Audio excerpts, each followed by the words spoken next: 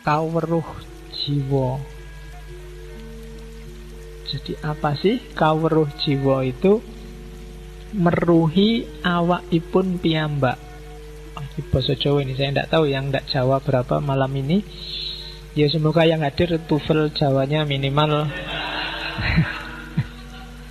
Nah iyalah kalau TOEFL Jawamu tidak nyampe bingung kamu.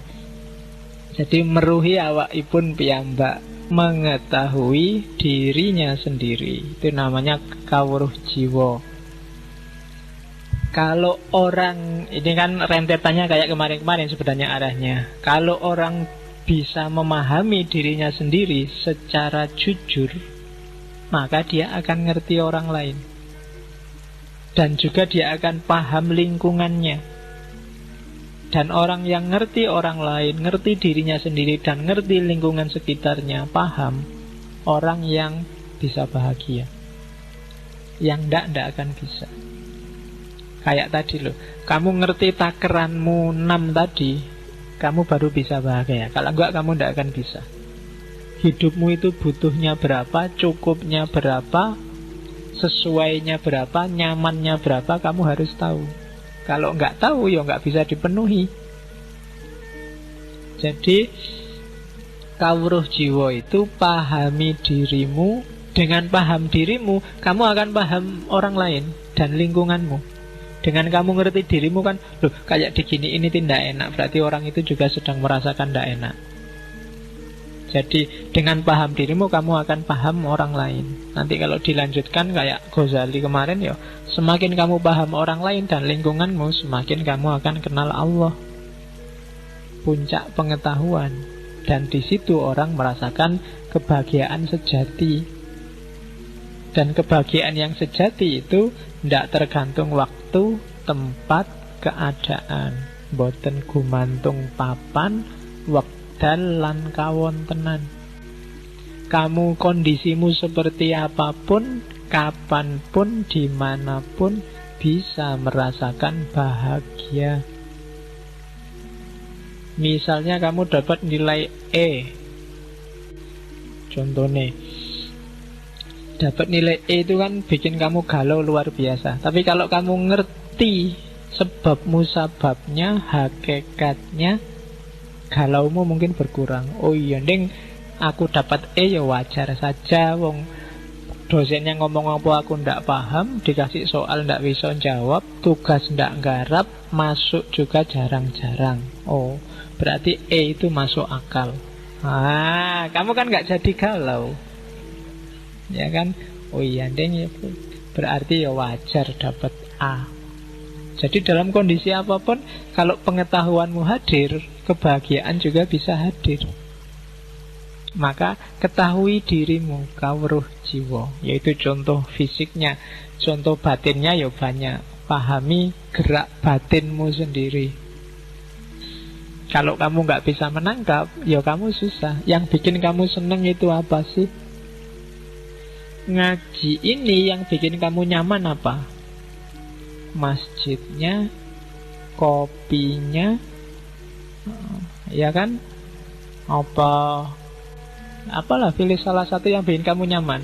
Terus materinya, atau yang datang, jangan-jangan ada yang sudah mulai lirak-lirik.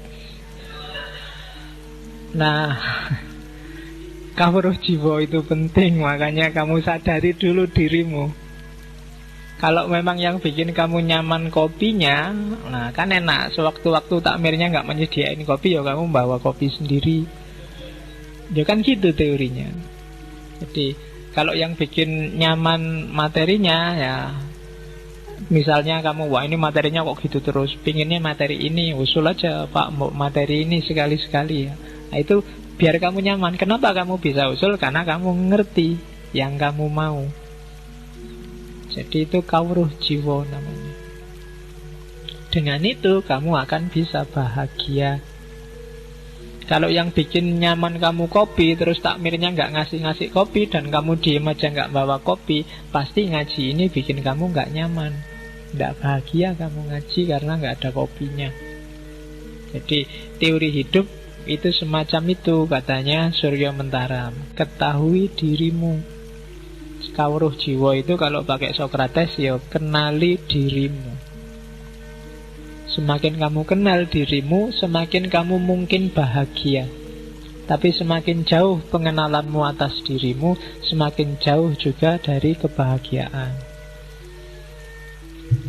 Terus teorinya lagi dikenal dari Surya Mentaram, namanya pangawian pribadi.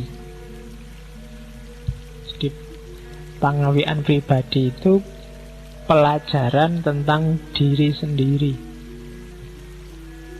Barang siapa mempelajari dirinya sendiri, sebenarnya dia sedang mempelajari manusia dan kemanusiaan semuanya. Jadi nggak usah jauh-jauh belajar tentang manusia dan mencari manusia, pelajari dirimu. Kesalahannya Surya Mentaram selama ini, dia nyari manusia keluar dari dirinya sendiri. Padahal manusia itu ada dalam dirinya sendiri. Makanya tiba-tiba tidur terus bangun, ketemu sekarang. Selama ini terlalu sibuk nyari keluar. Dianggapnya yang bikin nyaman itu sesuatu yang di luar diri. Padahal enggak. Yang bikin nyaman itu dirimu sendiri. Maka pelajarilah pangawian pribadi. Pelajarilah dirimu sendiri. Pelajarilah hakikat dirimu. Dan hiduplah, katanya Surya Mentaram, saiki ing kene lan ngene. Jadi kunci pertama pangawian pribadi itu, kita harus hidup sekarang, di sini, dan begini. Sekarang berarti nggak harus galau karena masa lalu dan khawatir tentang masa depan. Ing kene berarti hiduplah di sini. Kalau kamu hidup di Jogja dan pikiranmu di kampung, pasti kamu nggak bahagia. Nikmati kedisinianmu. Itu susah ya bahasa Indonesia, kedisinian itu.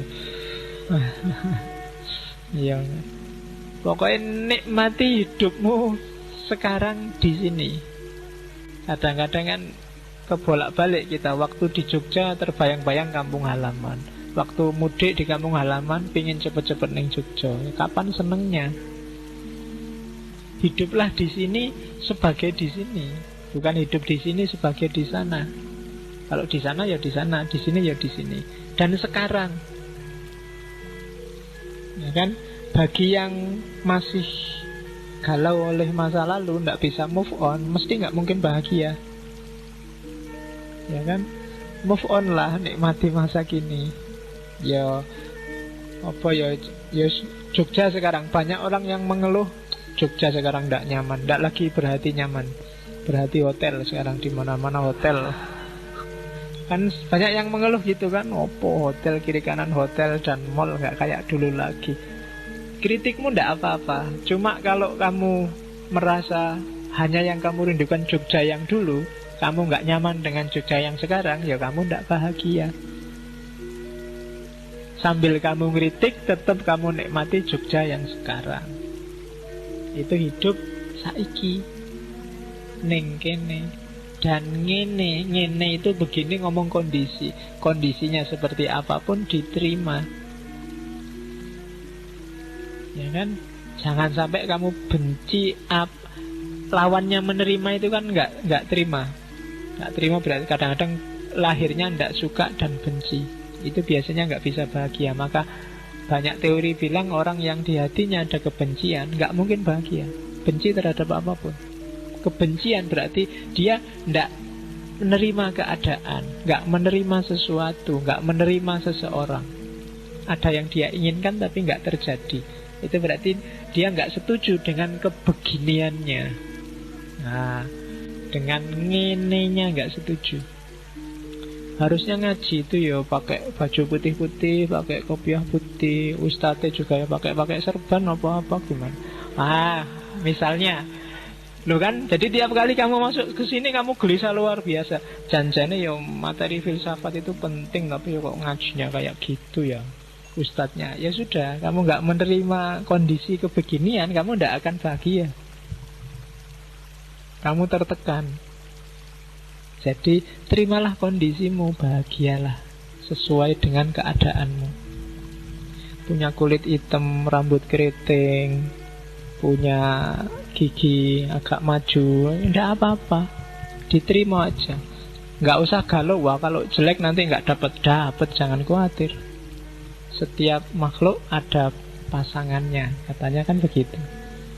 Ya, ya kalau nggak ketemu, jangan-jangan pasangannya diambil orang.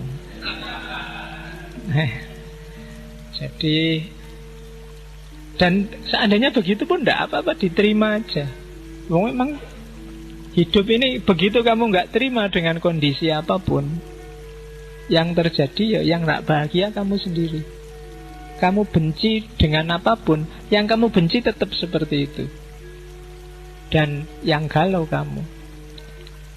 Kalau kamu nggak terima rambutmu keriting, yang sumpek kan kamu sendiri, rambutmu tetap keriting.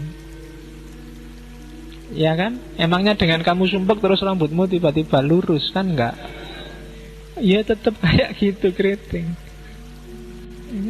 Dengan kamu nggak terima kulitmu hitam, kan yang sumpek dan susah kamu sendiri. Duitmu habis beli pemutih, ndak putih-putih. Kamu stres dewe gara-gara pengen putih. Ya salahmu sendiri. Mbok coba kemarin diterima, ndak apa-apa kulit hitam ya wis. Ireng ora apa-apa, sing penting elek. Double itu ya, tapi ya diterima aja.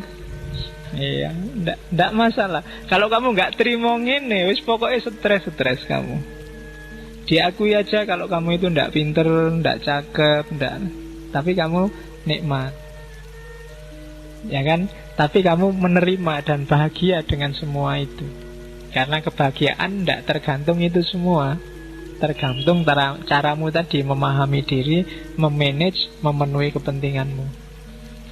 Itu namanya pangawian pribadi. Pahamilah dirimu saiki ing kene lan ngene. Nah, itu rumus selanjutnya. Jadi hiduplah sekarang di sini dan begini.